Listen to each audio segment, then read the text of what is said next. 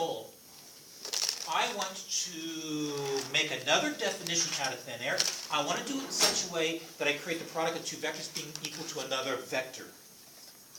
That being the case, did I turn this on? Oh, somebody else left it on.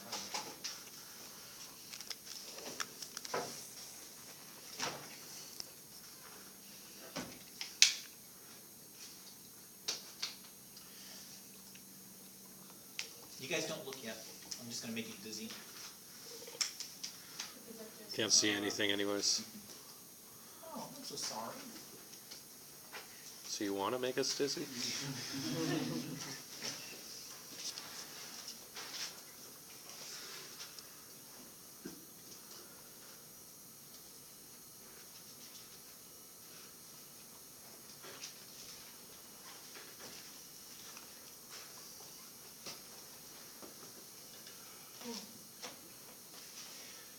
While I'm waiting for this, I'll try to write my first sentence.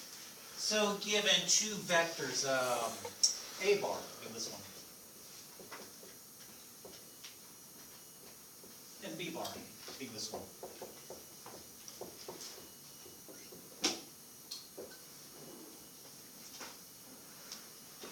We will define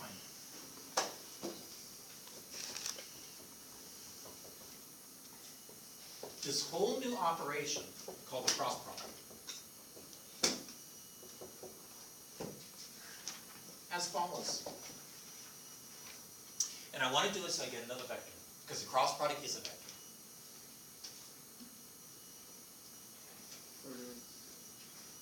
Oh, look at the author. He's giving a definition. Can you guys say something about the size of this vector right here? Can anybody say anything about the size of that vector above my brace? Thank you. You can't say anything. It's not even a vector. Look at how strange and convoluted this definition really is. He wants to define a whole new vector called the cross product and then doesn't define it. He says something about the size, the length of it. Do you guys see my point? So do you mind if we make sure we turn this all off? Because we don't want to do that, right? Okay. So I've got an alternative, sorry, I hate to say it this way, but I got an alternative definition. My definition is following. I get a vector whose components are this. A2, B3, minus A3, B2. The second component is going to be A3, B1 minus A1, B3. The third component is going to be A1, B2 minus A2, B1. That's my definition of the dot product. Now, if you guys don't want to remember this definition, that's fine. You don't have to. There's another way of remembering. I'll show you just in a moment. Could you also use matrices? Well, maybe not a matrix, but maybe a determinant. And that's exactly what I was referring to. For those of you who know determinants, is there anything else with giant sign? Oh, no. Everybody's hand's supposed to go up. It's just math. Kramer's 12 rule. or 29. Yeah. Under the radical and quadratic formula? No, not at all. That's just discriminant. I'm in a determinant. And so I think as a determinant, I can rewrite this as a 3 by 3 determinant, where the first row are simply going to be my unit vectors. My second row is going to involve the components of the first vector. My third row is going to involve the components of the second vector. Now you guys, this is a true determinant that you guys use in your past because it doesn't really represent a scaling. It's a vector because the I bar, J bar, K bar. It's just gimmicky notation so you don't have to remember my definition. Because if you were to evaluate this 3 by 3 determinant, you guys, wouldn't you list out, gosh, how did you say this back in Math 12 or Math 29? You said you're going to list the factor expansion about whichever row or column you darn well please. Well, let's choose the first row. I get this 2 by 2 determinant. I do not, I'm so sorry. I get this 2 by 2 determinant. Let's take I bar's row and column and remove it. And I'm merely left with this 2 by 2.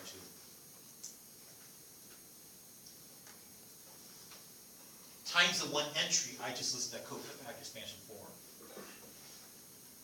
Sign change. Minus the next 2 by 2 that's generated by eliminating j bars row and column, but that just simply gives me an A1, A3, B1, B3 times my j bar. Plus the 2 by 2 I generate and eliminate k bars row and column, but jeepers, that would just be my A1, A2, B1, B2 times k bar. But the I bar simply represents the vector 1, 0, 0.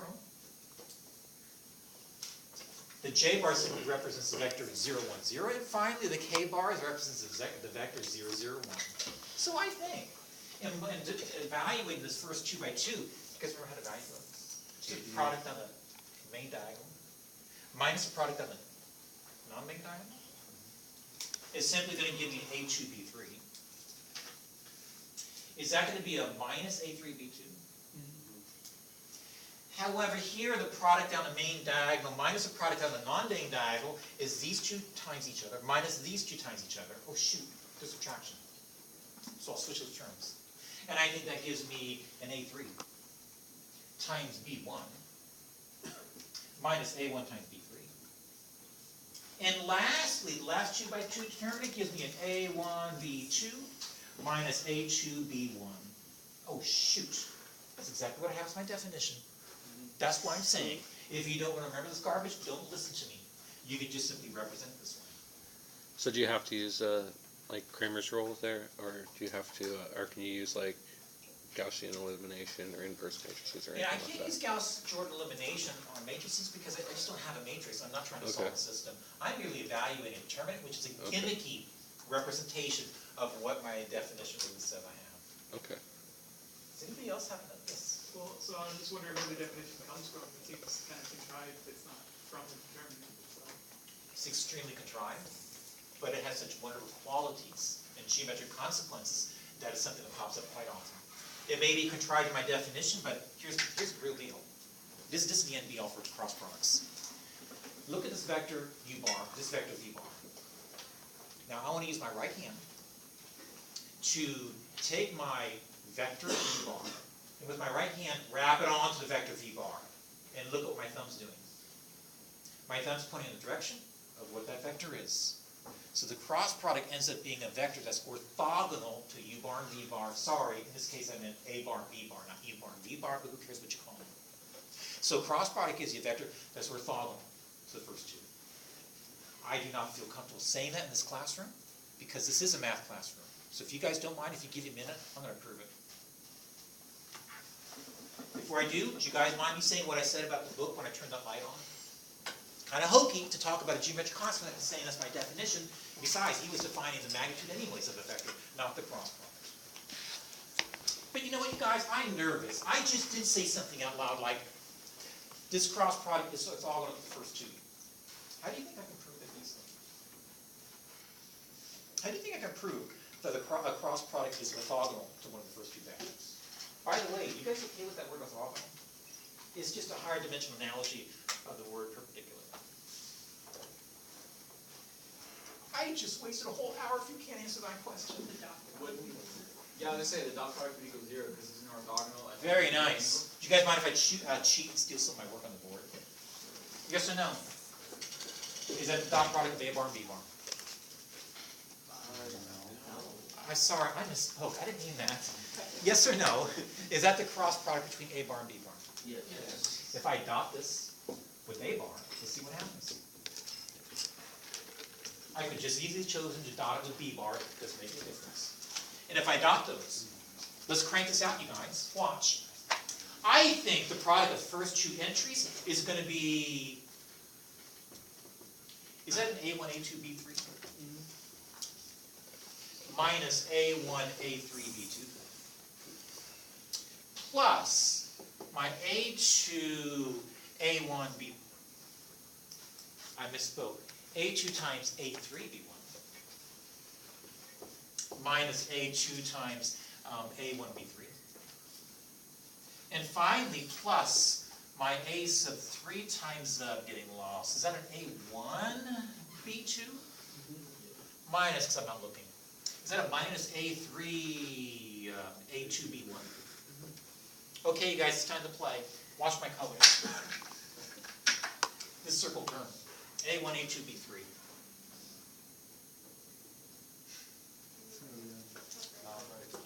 Sorry, I couldn't find it. It's right there, isn't it? Not only are they like terms, they're additive inverses. They cancel each other out by addition. With my blue pen, check out the negative back scalar with, oh, here it is, the corresponding positive value, more cancellation. Lastly, the two remaining black terms not circled with any color, oh, check it out. They too are the same, but with sign change. And so I think here too, I'm simply going to get a 0. What the heck does that really tell me? Well, it proves to me that when you take a cross product of two vectors, then this is free space, and you dot it with one of the originals, you're simply going to get 0. Meaning the cross product is indeed orthogonal for the first two vectors. Is that logical? It'd be crucial to us this semester. When I come to class and derive out of thin air what that equation of plane is in free space, I will be looking at dot products. Sorry. I guess it doesn't apply to cross products, does it? But what I said is true. I'll create those equations with a dot product. Oh, how about an example so we can put this to practice? Can you guys help me with my numbers? 6, 4, and 3. No, I meant what example is this? Okay. It was example 7. You said 6, 4, and 3.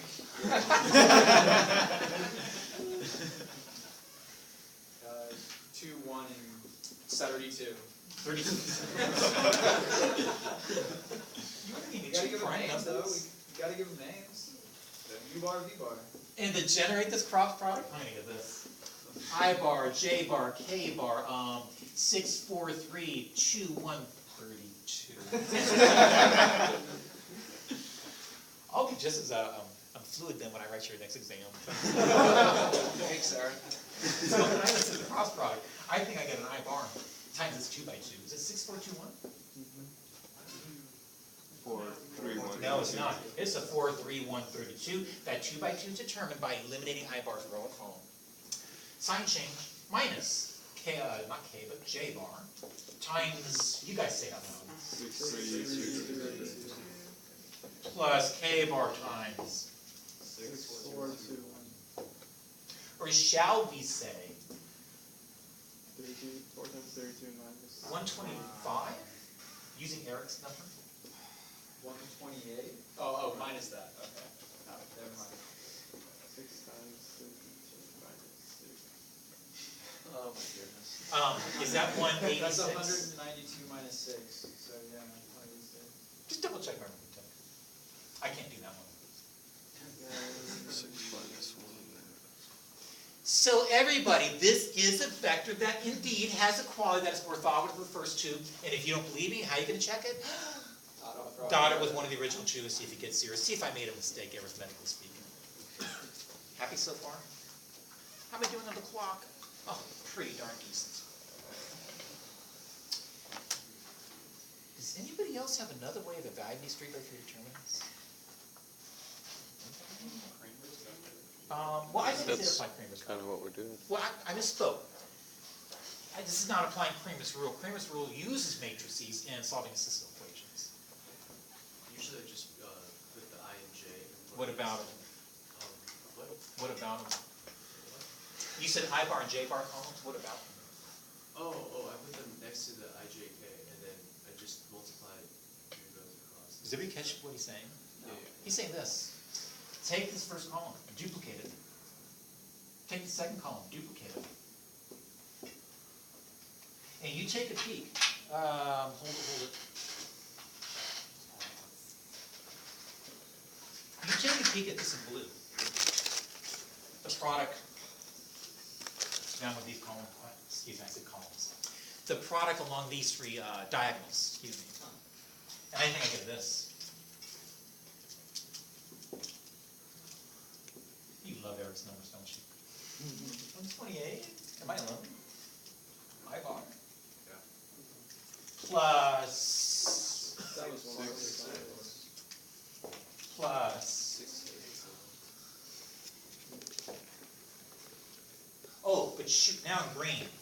Can you guys check out these inverted diagonals? But when you write these down, change everybody's signs. And I think I get a minus 8 K bar. excuse my voice, is it a -3 I-bar? And finally, is that a minus 192? K-bar, is it K-bar? No, I misspoke, it's a J-bar, isn't it? My apologies. Oh, by the way, when you look at the two I-bar components added together, you get, oh, look at that. It's very cool. When I take this term, this vector I should say, and add it to this one, I get, oh, look at that. Same second entry. And lastly, the ones not identified, the K-bar terms, they add up to that one. It's just a different way of writing it. I think it's kind of hokey, but, you know, it works.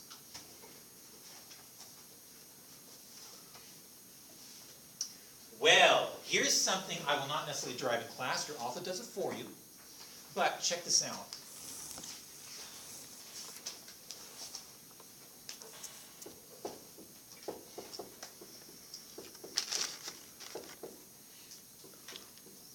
Geometric consequence of a dot product. When it comes to a cross product, I still think I have a geometric consequence. And here it is.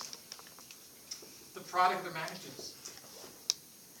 Times, oh, the partner's feeling lonely and left out. How about this? Well, not quite. There's a mistake in what I'm writing on the board. Technically speaking. Absolutely. Right, because technically speaking, this is scalar. So I'll fix it. I'll look at the magnitude of A bar cross B bar, which, by the way, is what I had on the screen a few moments ago. That was the author's definition of a cross product. I just maintain it's a geometric consequence of having a cross product. You just go through his proof that he has written out in the book, go backwards, and you can derive this from there. However, if the magnitude of a cross product can be expressed in this fashion, then somebody panic and say something about when theta is equal to 0. If theta is equal to 0, the whole thing is equal to 0. So when sine of theta is equal to 0, your vectors are parallel to each other. I agree. Oh, but when the angle between the two vectors is 90 degrees, this implies a dot product is equal to 0, as opposed to the cross product. Are you there? Say that again. Yes. I maintain that two angles, if the angle between two vectors is 0 degrees, Okay, so they're on top of then each from the other. second equation, it simply means, well, they're parallel to each other. Right. You're right, they're on top of each other on the same line if you put it in the standard position. That's true. It's just that with my first geometric consequence, that's the geometric consequence of the dot product. Remember, if the angle in between is 90 degrees, it means the dot product is going to be 0 and vice versa.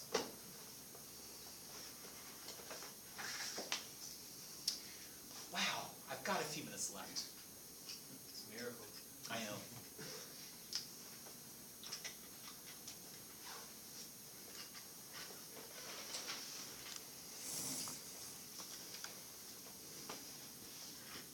Should we get a take-home quiz this weekend?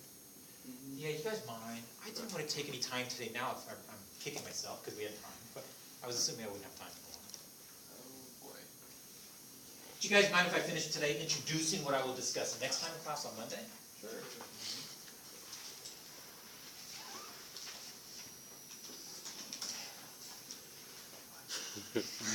What the heck? Yeah, what am I drawing? A slide. A slinky. It's a stretched out slinky. Life happens. Oh, I see what you're doing. Wait, hold on. My eye's up here in the first octave. So what do I have? Kind of spiral. Spring? Be more scientific with your words. A what? A helix. Two helices put together we use as a model for DNA. So helix. The equation for this helix I think we can generate. But it's not as straightforward as it was back in Math B. So my technique for identifying a curve in three-dimensional space, a curve, is going to be by doing this instead. Not looking at an equation, x, y, and z, but maybe talking about each and every one of the points in this curve as being at the tip of the vector. Oh boy. So I'm going to think about sketching out a curve in a higher dimensional space as doing nothing more than discussing a collection of vectors and standard positions whose tips are identifying those points. You just make the vector longer and longer and rotate it as you're doing so. Absolutely. And I think the easiest way to do that with the helix, I don't know, humor me with this, you guys. Maybe some kind of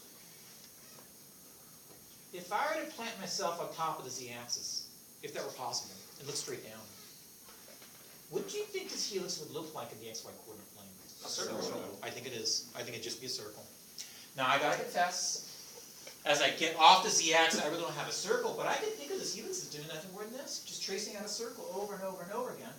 And as I'm tracing it out on the xy coordinate plane, slide up in a linear fashion along the z-axis in a three-dimensional space. So I think okay, I'll use trig functions because it's easy. I will think of a r bar t as a vector valued function evaluated on my parameter t. And I think I can represent it by looking at nothing more than, I don't know, how about the cosine of t, comma the sine of t, comma t? I guess I could be more general. Maybe I got coefficients in here. How about a cosine of t, a sine of t, how about a bt? Okay. I just think that's a convenient, easy way to create out of thin air for you guys in class today, before we dive into it heavily, an example of the vector value function that sketches out a curve in free space with which I was hoping you were familiar. What do you think? I think that's gonna be a bugger if we ever have to integrate it. Oh. You're talking about Monday? Yes, That's gonna be integrated. cake, dude, it's just. Yeah, it is a piece of cake. It's just integration, component by component. Yeah, you can Oh, just it's separate it just out into 3 different integrals, So so you you don't- don't do it that way. Oh, okay, that makes sense. We did that in Now, if you physics. decide to like You throw know, like, I don't remember that part, okay? If I decide to do what? so if you decide, well, I was trying to think of the word, I'll say if you decide to throw a hyperbolic sign in there, it'll get real ugly real quick, but. I don't know. Thanks for reminding me, Eric. Oh, he doesn't have to remind me. And also, by the way, differentiation, same idea. Differentiation is just component differentiation. I said that too fast. I'll make this correct statement. Differentiating vector value functions is as easy as looking at component-wise differentiation. Same thing with my integration. What about limits? What about what? Limits. Sorry. If it's true for integrals and derivatives, which are defined in terms of limits of Riemann sums and difference quotients respectively, then certainly what I should have said first is that the limit of a vector value function is nothing more than a limit component-wise, taking individual limits. Can I generate something that you're going to need in your back pocket?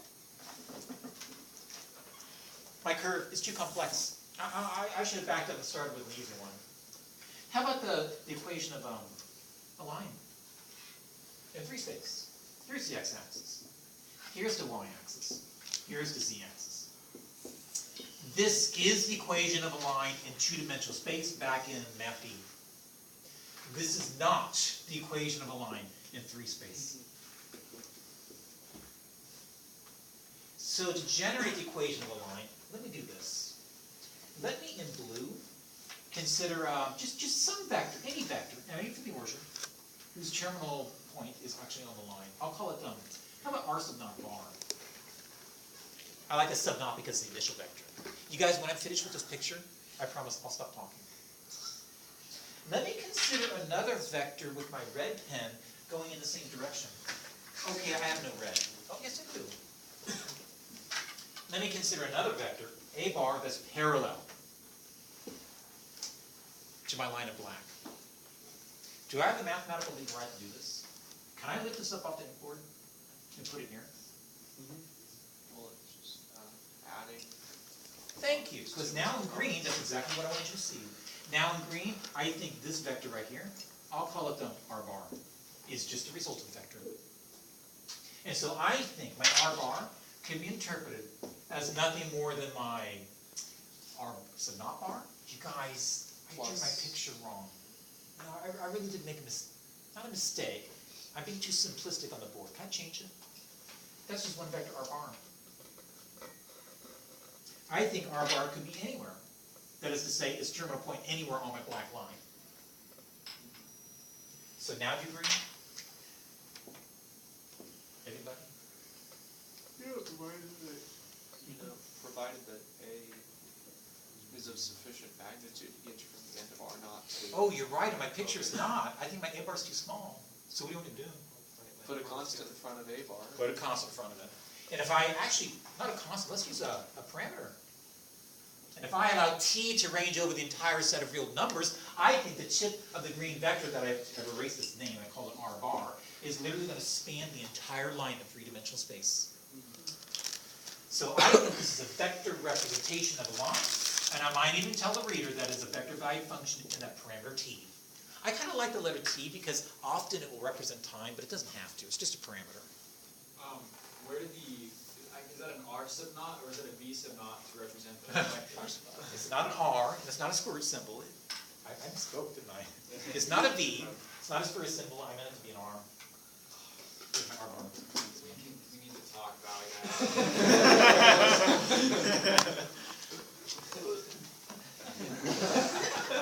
You still don't like that. You call it whatever you like. Is this true? If R bar naught is just a specific vector, shoot. All right, I'll stop. I think we made great progress. There's going to be my working definition. I shouldn't say that. It's going to be working representation of the line of three base. It's not a definition. I derived it out of thin air. We'll just start using it now. Homework, homework. I don't have any homework. Shoot. I was going to do it this morning when I came in, and I was taken for 2 full hours. Just be practiced with the dot and cross products, right? Yeah, so can I just make it official? Yeah. And 11.2 and 11.3 and 11.4. Can you guys just dive and do the odds? Okay. All those efficient. Okay. In 11.3 and